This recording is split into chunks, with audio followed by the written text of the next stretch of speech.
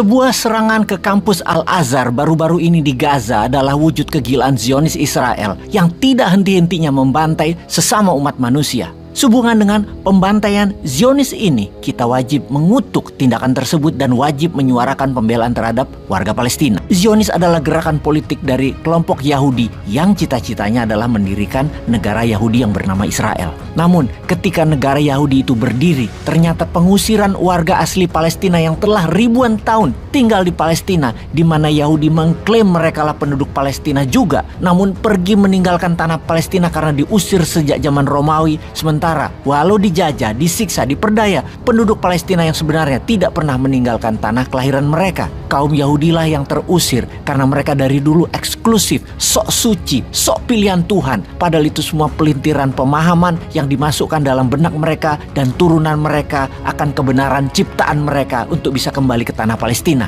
Sampai telah berdirinya negara cita-cita Zionis Israel, pengusiran pembantaian warga Palestina terus berlanjut dan penguasaan atas lahan juga terus dilakukan. Lama-lama manusia mana yang punya kesabaran panjang, tahunan, dan juga kehilangan orang-orang yang dicintainya karena dibunuh, karena perilaku Zionis yang kejam itu. Ya akhirnya mereka bergerak juga. Akhirnya marahnya memuncak dan menyerang balik juga. Salah satunya adalah gerakan politik Hamas di Gaza, di mana sisi lain, sisi timur Palestina yaitu wilayah West Bank, dikuasai partai pergerakan lainnya yaitu PLO. Hamas main keras, PLO main diplomatik.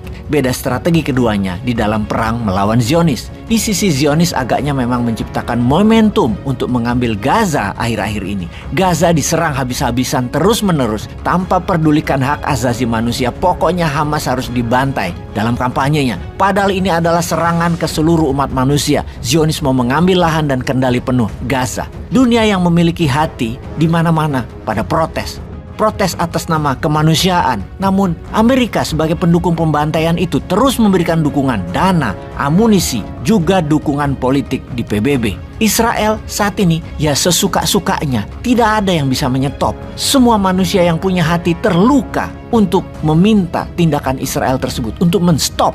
Tapi namanya juga Zionis tidak punya hati, ya terus saja membantai warga Palestina. Untuk itu kita harus angkat topi dan hormat pada Yordania. Tanpa menghiraukan ancaman Israel, Yordania dengan pesawat terbang rendah masuk ke wilayah udara Israel, masuk ke wilayah udara Gaza, menyebar sumbangan kemanusiaan karena perbatasan jalur darat semua ditutup oleh pihak Israel. Walau atas kemanusiaan, banyak negara dan masyarakat dunia memberikan sumbangan, namun Israel yang bajingan itu tidak peduli, ditutup semua jalur darat. Maka apa yang dilakukan Yordania? Yordania masuk lewat udara. Ada lagi tokoh pemberani yaitu Presiden Brazil Lula da Silva yang mengatakan bahwa kaum Yahudi penyebab Perang Dunia Kedua yang akan membuat Perang Dunia Ketiga kali ini sekali lagi. Lalu Netanyahu, Perdana Menteri Israel, melakukan pelarangan transaksi dengan Brazil dan meminta Brazil resmi menyatakan permintaan maaf atas perkataan Presiden da Silva tersebut. Perlu diingat, Brazil mengekspor produk mereka ke Israel senilai